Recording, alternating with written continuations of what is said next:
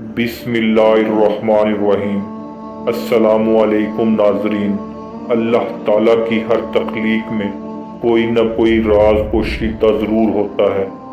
بلی کو پیدا کرنے کی اللہ کی حکمت کچھ یوں ہے کہ جب حضرت نوح علیہ السلام کی قوم پر پانی کی صورت میں سیلاب کا عذاب آیا تو اللہ تعالیٰ نے حضرت نوح علیہ السلام کو کشتی بنا کر اس میں سوار ہونے اور ہر جاندار اور پرندے کا ایک ایک جوڑا کشتی میں محفوظ کرنے کا حکم دیا۔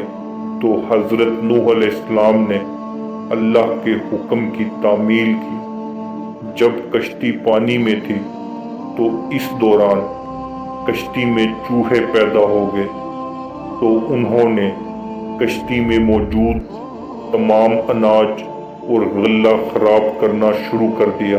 اس کے ساتھ کشتی کو کاٹنا بھی شروع کر دیا، جس کی وجہ سے کشتی میں پانی داخل ہونے کا خدشہ پیدا ہو گیا۔